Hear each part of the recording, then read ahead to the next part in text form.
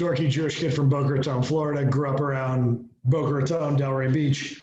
Was always kind of an outgoing, loud, eccentric kid. Friends with everybody, and then went to UCF for college. My parents lost their job in the recession. And the girl I was dating at the time, her parents did. So we both decided to leave college, move back home, start in the restaurant business. And spent a lot of time making $400 or $500 a week in the restaurant business. And then somehow fell into real estate. I think, a lot of us, I don't think a lot of people sit at their elementary school class and say, I want to be a realtor. So fell into this. Actually, I did. Did you really? No, I'm just joking. I did not. Although I did grow up with real estate parents and had to see that other day. And I actually did the opposite. I said, I don't want to be a realtor. Yeah. I sat there and watched my parents sit on vacation with their computers in front of them working. So I was like, yeah, I don't want to do that. Yeah, I said I don't want to be a therapist. And then I became a realtor, which is basically a therapist. Same thing, right? So you said you were working in the restaurant industry. Tell us about that a little bit. What did that teach you? Yes, I worked, long hours, the restaurant industry. I'm sure a lot of people here have worked in it. 40 hours a week that's a joke in the restaurant industry. So I was a bartender for a long time, doing about 60 hours a week, working on your feet. Everyone jokes that to become a realtor, you basically start as a host at a restaurant, right? Then you're a server, then you're a bartender, then you're the bar manager, then you go back to the bartender, and then you become a realtor. I think I was working 60 hours a week as a bartender, and that's the hardest job in the world in terms of having to be social, having to be physical, and having to be, smart. And so I was just grinding at that and realized one day that, there was just a better way, and tried real estate and it was successful. But I think the things that you really learn in the restaurant industry is hard work, how to interact with people, how to problem solve on the fly. A lot of things that happen in real estate are things that you haven't seen before, and you have to use previous experience to kind of tie things together. And that, that really helps you in real estate, to be quick on your feet, to interact with people, to form a bond quickly with somebody. As a bartender, you have to form a bond in 15, 20 seconds. And clearly in real estate, that first meeting with a buyer or a seller, it's just about making a friend, right? If you're trying to be anybody that you're not going to come off genuine. It's not going to work. You're going to come off as a lame, and then you're going to be, the person's not going to go with you. They're going to go with the person who comes in, is genuine, is honest with them. People can see right through the BS. Yeah. So you basically took all the skills you had as a bartender and translated them into being a realtor, and they do translate really well. Those social skills are important. It's not about always what you know, it's about who you know, at least getting started, and then it becomes what you know. 100%. And it's about how you can, it's about taking those things and getting someone to know, like, and trust you, right? And then getting them to refer you their friends, which is a huge thing. When someone gives a referral, I think sometimes we forget how big that is for someone to put their word on the line for us and say, this guy is the guy that's going to help you with your biggest asset. That takes a lot for somebody. So you really have to deliver. All right. So Justin, you're bartending and you started getting into real estate, and I have you on today for everybody to talk to you. But what I want to do is I want to be able to say, why are we talking to you? What kind of business do you have now? Yeah. So I've been in the business 3 years. I hung my license July 7th of 2018. We did our first 6 months. Those are the toughest 6 months, but our first full year, first calendar year, we did 10 million in business. The second calendar year, we did 26, and this year we're on pace for about 55. Wow. That's not little numbers, especially for your first year. That's a really good first year. Were you rookie of the year? Yeah. I was at EXP before, so Didn't have a rookie of the year there. No, but I did it. I was an icon agent, which is like, I guess, kind of like the biggest thing you can be there. Nice. Congratulations there. Yeah. Nice. So you said you started your career out at EXP then? I started out with a small brokerage for the first 6 months, realized that just wasn't the way to go for me. Found these two mentors at EXP. One was at Exit Realty and one was at Remax. They teamed up together and went to EXP to create that big downline kind of thing for themselves. And so they were recruiting heavily. I got put in touch with them. They were two awesome guys, two guys who do really well at Keller Williams. And they recruited me in. They took me under their wing. And I've always been very learning based. I'm actually helping my broker teach the 6 personal perspectives on Thursday. And my portion is about being learning based, right? I think it's so important. Our egos want us to be the smartest guy. I have to have the answer, the quickest. But really the key in life is to be learning based, right? If you can sit down and learn from your elders and learn from the people who came before you and honestly learn from the janitor, right? Everybody knows something you don't know. So if you're open and you're learning based, I think you can do anything in this business. So I've just always sat down with other people and kind of tried to learn. And for anybody who's a newer agent on this call, I can't stress it enough. Call any bigger agents in your market center. They don't even have to be with Keller Williams. Most people in this business are very social.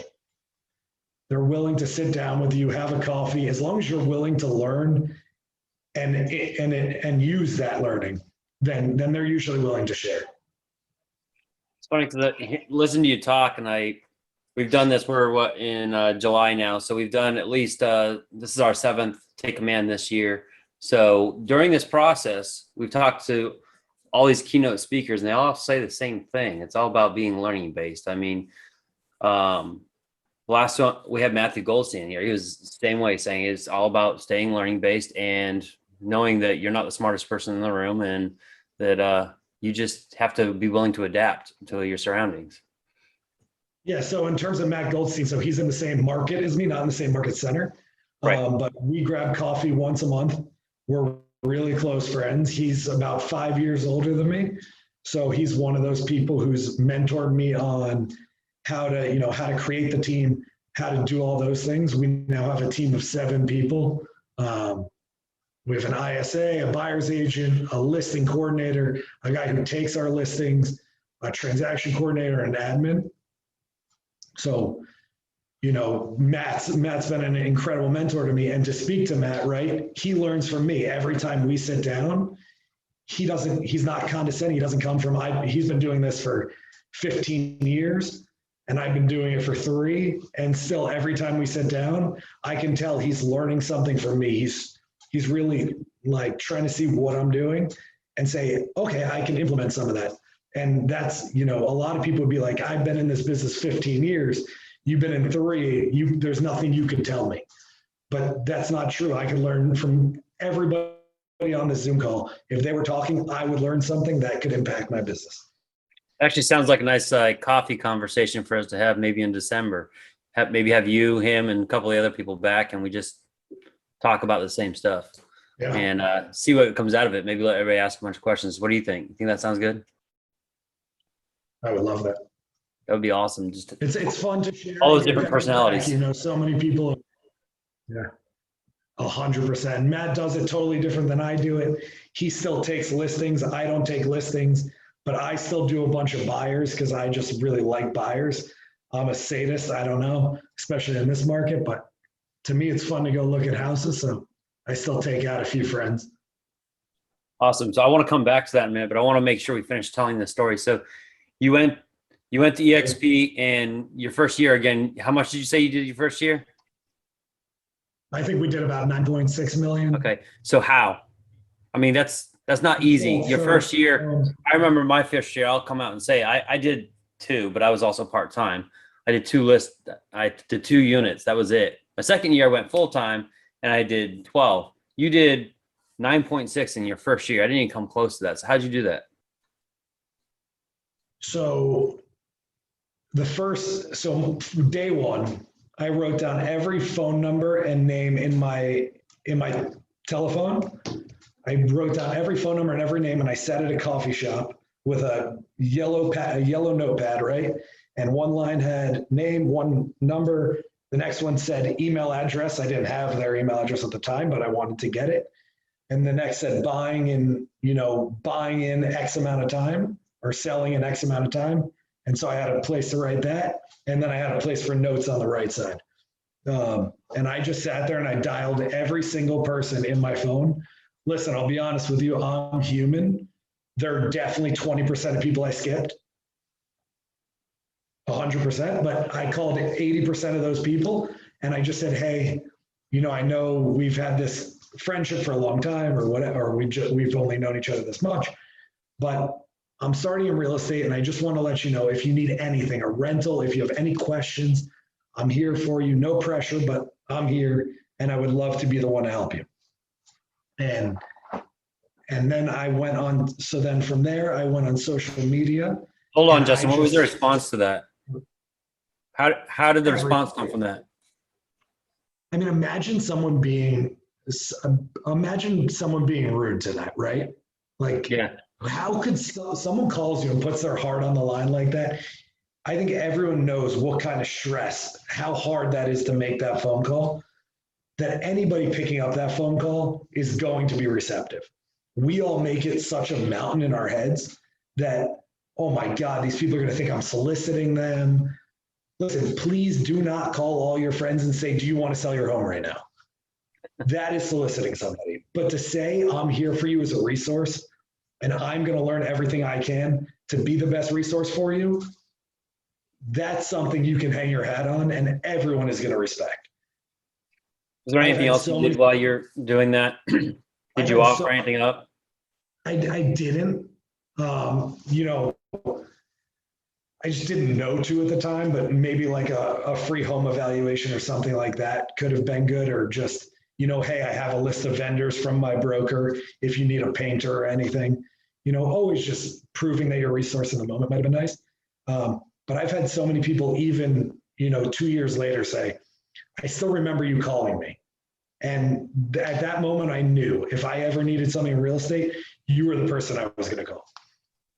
It's okay. I think that first call is perfectly fine. Just being the introduction. Then you got another reason to call them later on. Exactly. And so then I went on social media and I don't know, I innately always understood the power of social media as a business tool, right? And so when I was a bartender, I was constantly posting drinks and me having fun. And then I would, on my story, tell people to come to the bar I was working. And I just always was able to increase engagement that way. So I just did the same thing with real estate, right? Every time I was at a rental property, hey, look at this 3-2 rental property by the Intracoastal that you could get for $2,500 a month. Like, you'd be stupid not to live here. And I just kept doing it and doing it and doing it. And for a long time, I was doing like 3-4 rentals a month. We still get those calls, but unfortunately, I'm at a point where I just can't take them anymore, which is for me very sad because I have insecurities like everybody. And my biggest insecurity is that not everyone will love me. And I feel like if I say that, listen, I can't help you because my business is too big, that to me, I get really anxious every time I have to say that, but it's just sort of right. Well, I appreciate you saying that. It shows you're human. Not just a machine cranking them out, even though you are a machine cranking them out. But did you create any models and systems around that? You said you were using social media quite a bit and you're posting quite often. Did you come up with a formula or anything like that to work along with it? I did. That's a great question, Ryan. So I love it when people say that. That was a great question, Ryan. So I just had to throw that in. Thanks. It made me feel smart. But it is because it goes back to the talk we had a few weeks ago, right? I hired an assistant as soon as I got busy enough to have an assistant. I hired an assistant to go on my Instagram 2 hours a day and comment on other people's stories. Because what's the one thing about social media and everybody's ego? We all want people to comment on our stories. I've never posted a story and gone, I hope nobody likes this. I hope nobody comments on it. So we went in there, and the one thing I will stress about that is no hearts, no awesome dude. Like, say something.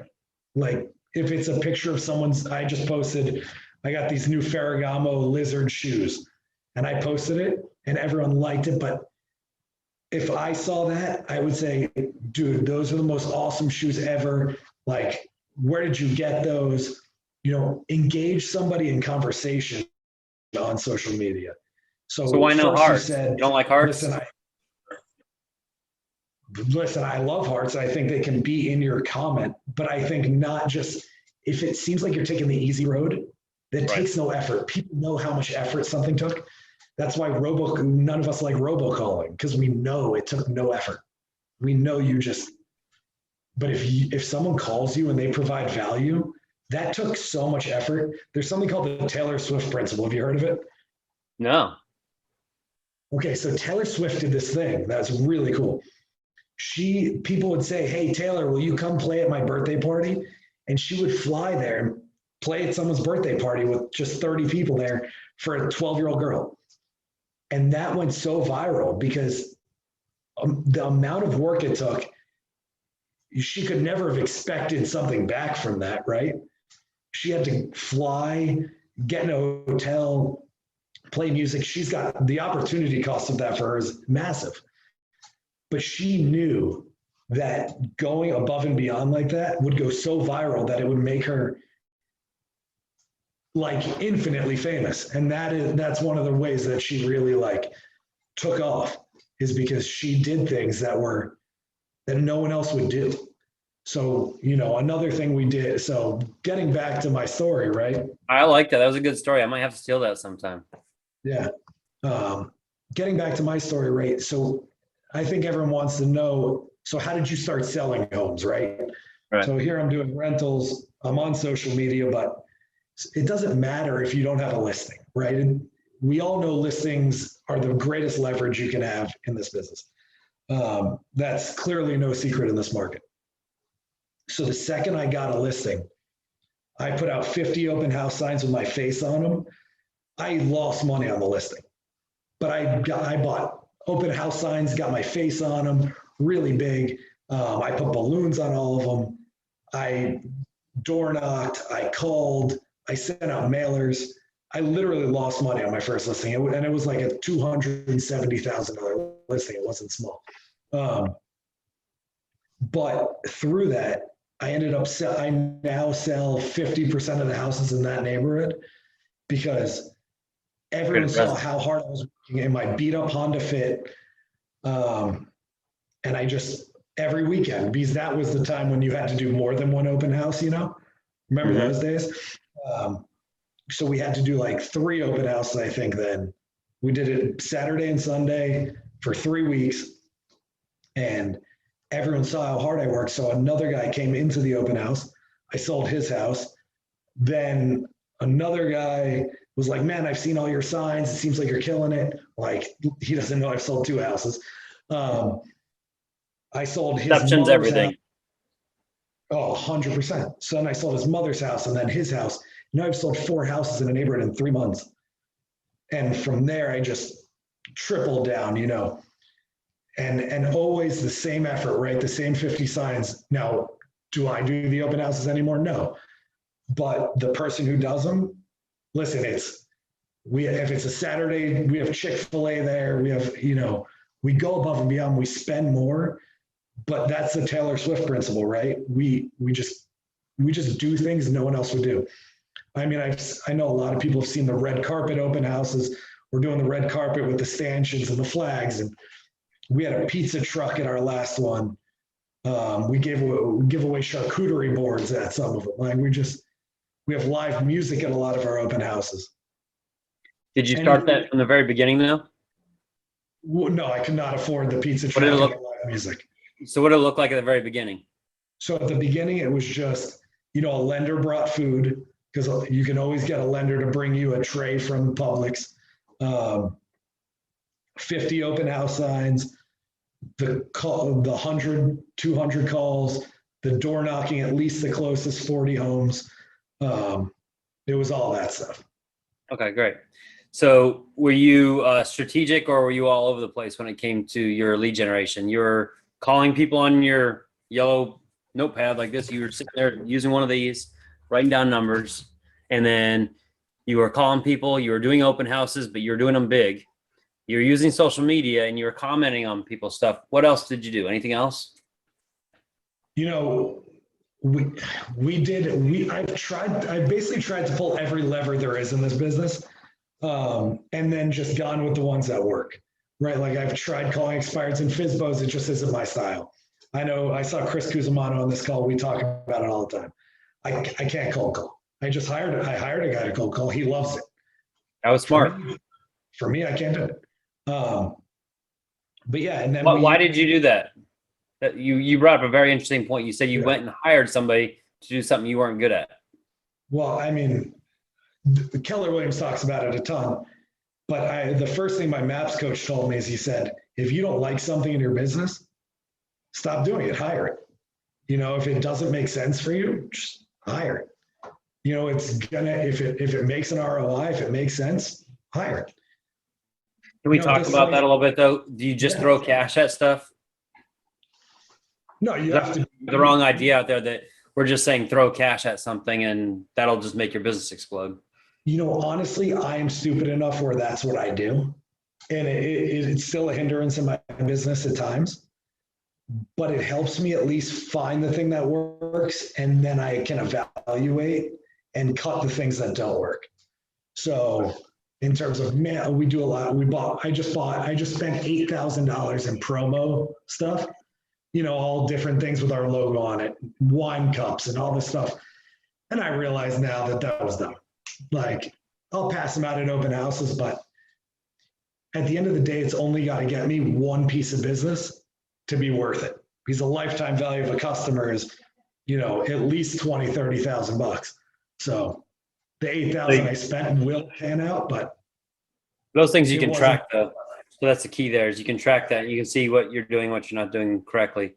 But I guess where I was going with that is you're throwing cash at some of the stuff, but are you putting any emphasis on the stuff that you are good at then in return? Oh, 100%. That's where we put all of our energy, right? The things that we just keep tripling down on social media. We keep the open houses, we keep doing, we have never slowed down from day one to day, 1,000. We've never slowed down on the open house because we find that's, it looks great to the sellers. It looks great to the buyers. It makes it seem like we're willing to work hard, which we are. So I just want to point out there, you started the business, you didn't start it this way where you're throwing cash at, but you are now because you're at a point where you can. So you're finding something that's missing and you're throwing some cash at it there saying, hey, let's see if we can make this work. Exactly. Pick up those extra pieces of business because you're trying to build a big business, right? 100%. You're going toward over $50,000. I'm sorry, $50 million. 50,000 is a little bit smaller. So yeah, the goal, awesome. And the goal for next year is 100,000. So we were constantly thinking about doubling, and it's just you got to keep putting the pieces in motion and figure out what works, and then when it works, then systematizing that and creating a whole sphere around it, making it self-sustainable. And that's I don't know how many people here have teams, so I don't know if you want to go too deep into how that works, but. Well, we got 68 people on this call right now, and we're all going to have to come back next year and see how close we are to that 100,000. And I'm here to help you with that because I'm your regional tech director, and I want to see that happen for you. So if I can do anything, feel free to reach out and let me know. All right, we're at 9:30 right now, and I want to make sure we just discuss something real quick because then we're going to go into questions. I want to make sure all of you all can come in and ask any questions you might have. Justin, you started off around the 9 million your first year, and then you're close you're going to be over 50 million this year. So what do you think the most important thing is that you saw that you were doing in your business that generated that 9 million, that 26 million, and that 55 million possibility? What has got you there? I mean, you said you went to Honestly, EXP and now you're at KW. Is there any difference there? I mean, I think everyone on this call is at Keller Williams for the same reason, right? The training here is second to none, right? I learned how to build this team. I learned everything I did through the people who share, like I'm sharing now, right? Matt Goldstein sharing with me. Chris Cusimano shared a lot of things with me that I use. And then my broker, this Keller Williams is all about being learning based, right? It wasn't the thing that Keller Williams is an education company. Was it? Didn't that used to be the thing? Yeah. I'm missing that. Yeah. Okay. Definitely. Now we're a technology company, but we still have that education piece, right? In my market center, if you want to learn how to sell real estate, there are infinite ways. If you don't, you can skip them all. I think when you first get in the business, it's hard not to just grab a piece of business and run and forget about slowing down and learning. Mm-hmm. But Keller Williams is the best place to learn. I've been at 2 other brokerages. They don't come anywhere close. This has just been, I mean, you can see it, right? I went from 9 million, which is good, to 26 to 52 or 55, wherever we wind up this year. It's all based on the learning ability, going to mega camp, going to these things, being on the mastermind calls, doing things like this. I mean, it's a pretty awesome environment, great ecosystem we have here, and I'm excited to be part of it.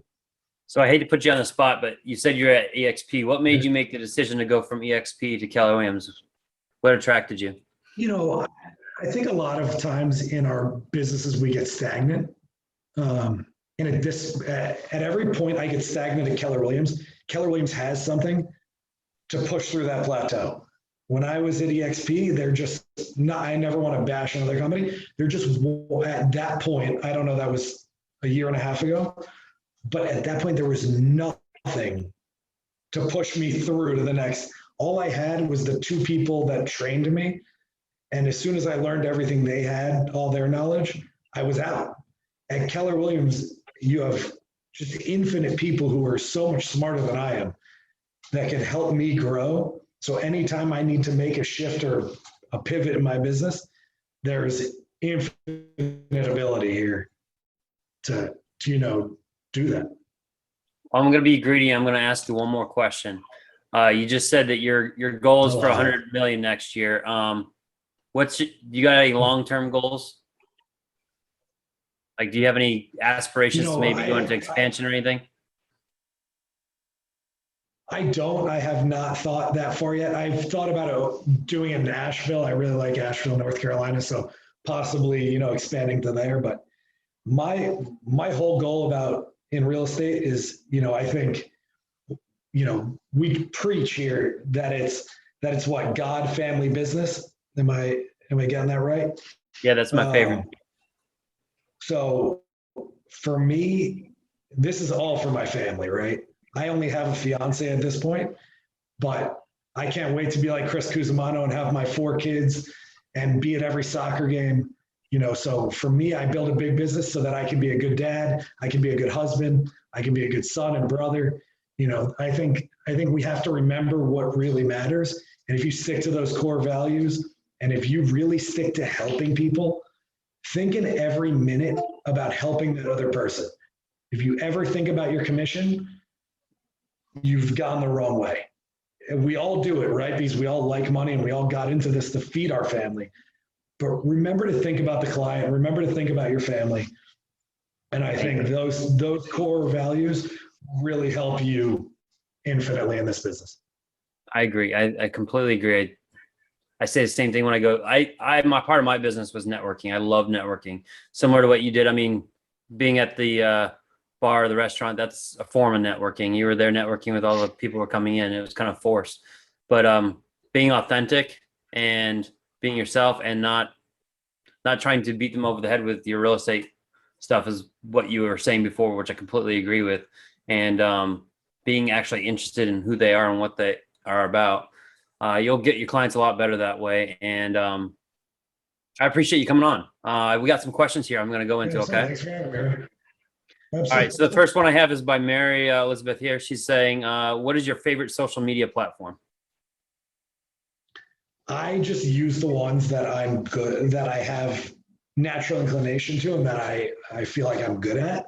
So I use Instagram the most, and then I use Facebook, and I have a LinkedIn, but I've never posted on there or used it. But so those two are really my main targets. You don't have that Snapchat thingy? I do, but I don't use it for that. I use it for, growing a different base. No, I'm just kidding.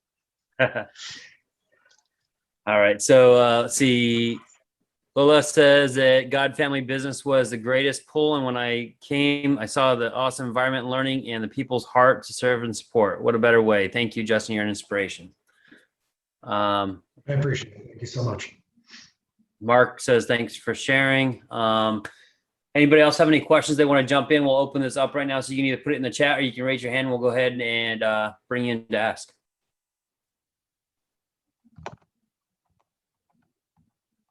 Don't be shy. He doesn't bite. I do have a question for Justin, if you don't mind. I'm just wondering, when you came into the system, because it's a beautiful space where the company evolves from one level to the next, so stagnancy is not the culture. How did you cope with coming in and knowing what best, how should I say, streamline what would work for you and not overwhelm? I think it's about taking it one piece at a time, right? And this is my quick off the head answer. I would love to have a better answer for you, but I think it's about taking it one piece at a time. So everything I've done is, kind of take a lever, learn something, not perfect it, but get it to a point where it's, 75% to perfect. And then I can move on to the next thing.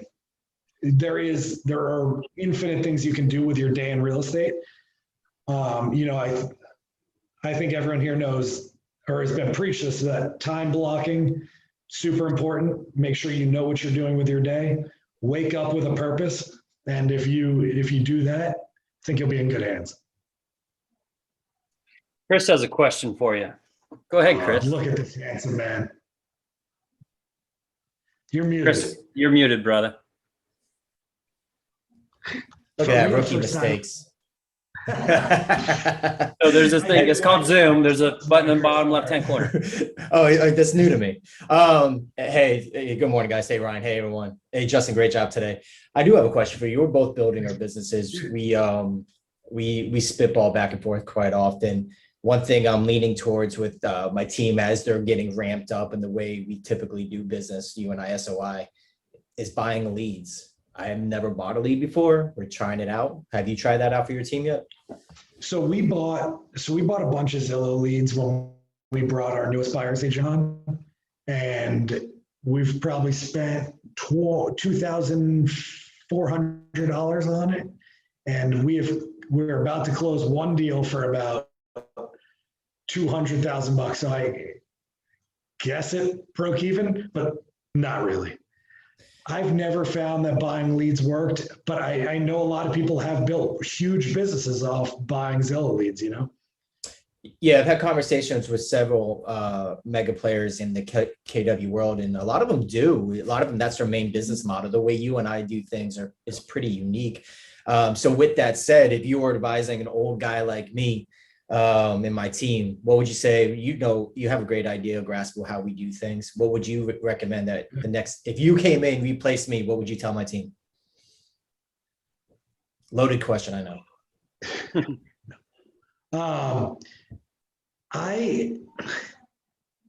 What I do, I'm sphere of influence based. So I really don't bring anybody on my team that isn't sphere of influence, doesn't have that same kind of mindset, because if you wanted leads, I'm just not the guy for you.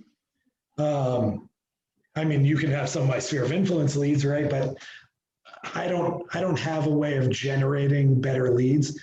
My business is about 1/3 referrals from friends and past clients, 1/3 just straight friends. This is going to be too many thirds. So about 1/3 referrals, whether it's other realtors, friends, or whatever. 1/3 friends, and then 1/3 farming. So those are the three levers I really pull at. Well, you So answered my question, farming. Double down on circle prospecting, maybe. So I would say circle prospecting and sphere of influence. Those are my two big ones. Yeah, I hear you. I kind of. You know what's funny? He just said that most of the mega agents, they go by the leads. But there's this book. It's called MREA, and it really concentrates on what you just pretty much talked about. That's your lead generation model right there. And guess what? It's the cheapest also. Yeah, works great. Social All right, media thanks. costs me nothing. Chris, do you think you can build a big business now? We'll start. So Chris shared with me one lead generation technique that I've used really well with my sphere of influence. And I always like to give him a shout out on this. I know he didn't invent it, but it's a good one.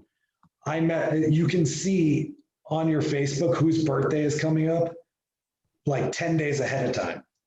So if you go in there and my assistant messages them, so all the birthdays that are 4 days ahead of time on Monday and then on Thursday, so that we get it every Monday and Thursday, the people are 4 days ahead.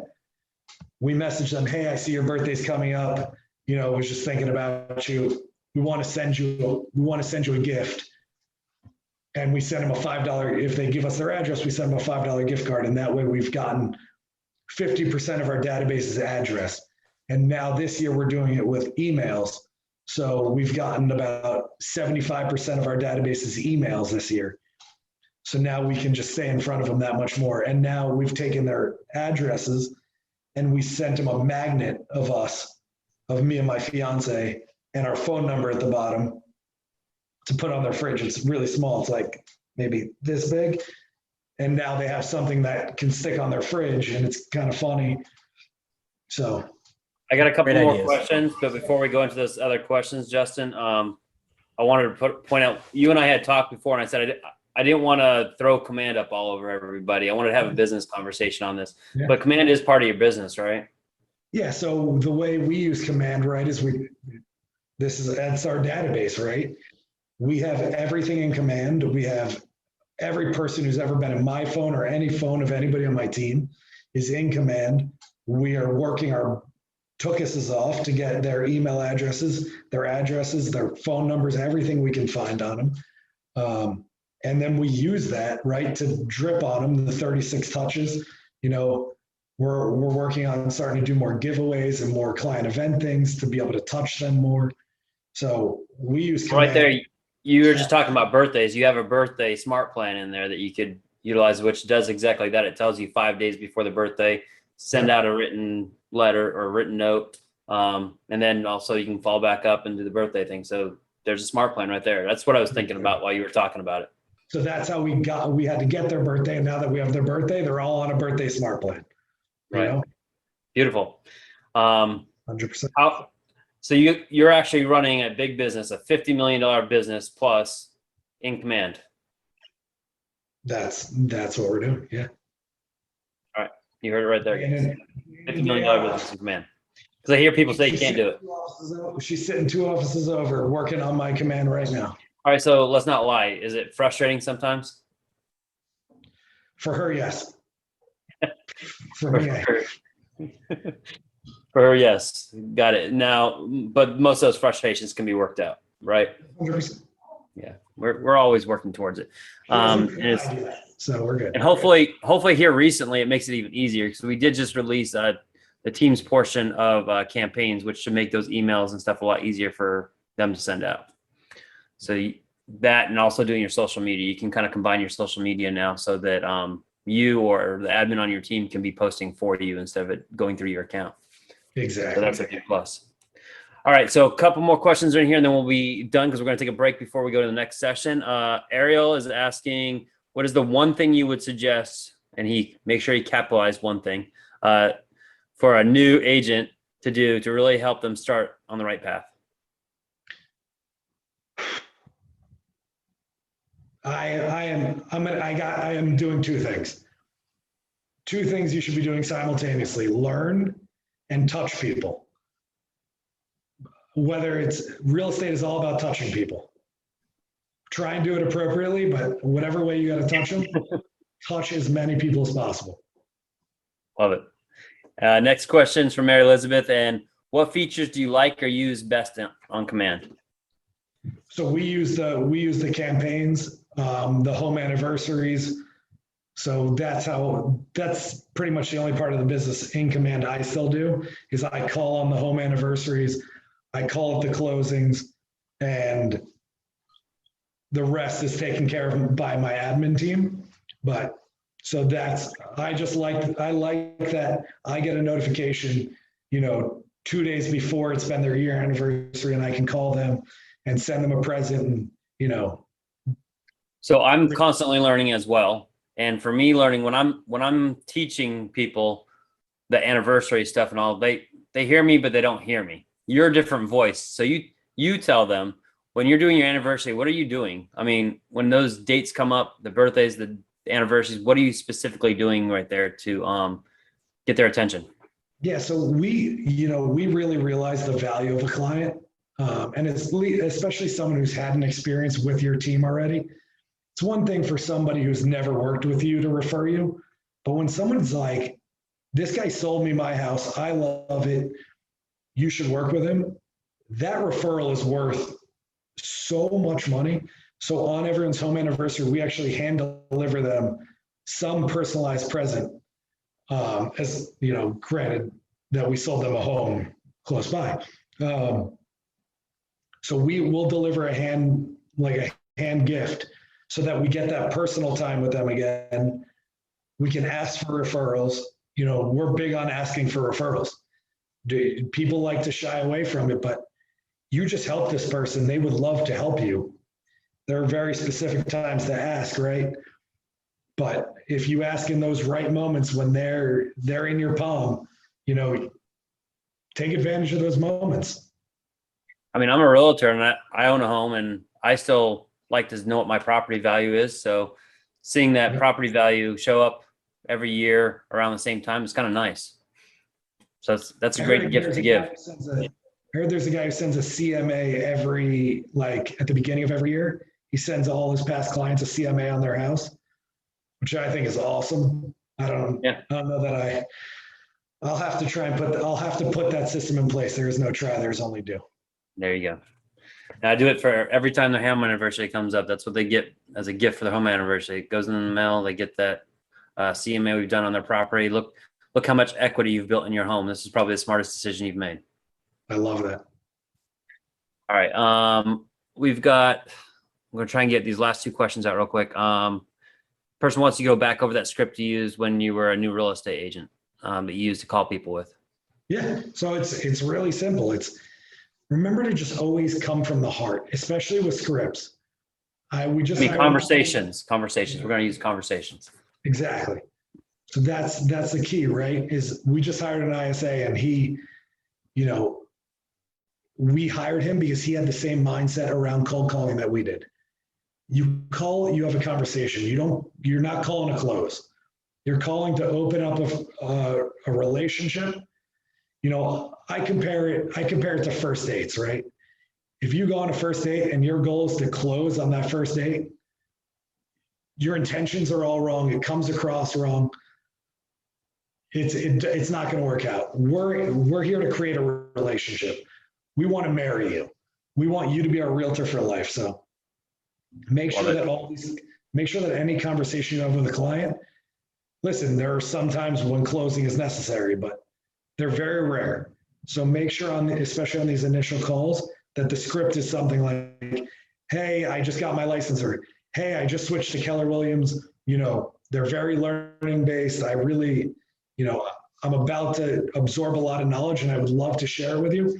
So if you ever have any, real estate needs, call me and I'll share everything I've learned with you. My broker has a list of vendors for me. So if you ever need a painter or anything, we have really well-vetted people. I'm sure you'll need something, and I'll be here for you, and I can't wait to help. All right. Last one's not really a question, but I'm going to add Chuck here. Says that he worked with you a little bit. He kind of knows you. Yeah. So Chuck says in the chat here, I've known Justin for years and we worked at a restaurant together in the restaurant biz. And Justin was his motivation to get into real estate business. You want to share a little bit on that, Chuck? Yeah, I've known Justin a long time, and I followed him with his. He used to do caterings and pop-up dinners and stuff, and he's just all about entrepreneurship. And he's a great friend. He comes from the heart. He's always, has something nice to say. He's always witty, and he's very knowledgeable in the real estate business. And he got me on the birthday deal. I got a $5 card from him from Dunkin' Donuts, and I got his magnet. It's good. He's and I live in Delray, and I see the freebie car go around like 3-4 times a day, and I see him like every day. I see his ads. Well, I was just If I had about a to dog, ask I'd probably you. see it at the dog park too. Nice. You saw There you the go. dog park is awesome. Yeah. I was just about to ask you. I'm like, what are Nice some shot. things that you maybe learned from watching him? Since you said he's kind of a mentor. What are some things you learned? You just spit a few of them out. Was there anything else you can think of? Just that he's willing to help. I mean, when I first got in the business, we never really got together, and I asked him if he could sit down with me for 5 minutes, and he was willing to do that, but we just never connected. And I'd still like to do that with him. He's a great guy. I mean, he's one of my favorite people. Nice, Chuck. No problem, Awesome. Joe. Well, I want to give everybody a chance to go break, but I wanted to thank you very much, Justin. You were awesome today. Appreciate you. And I really do hope that we get to talk to you next year and see that 100 million business. And maybe we can put together that December class where we can kind of have coffee and have a bunch of you guys in here. Maybe Chris might want to come. You think you might be interested, Chris? All right. Thanks, guys. You guys have a great break. You got anything to say, Justin?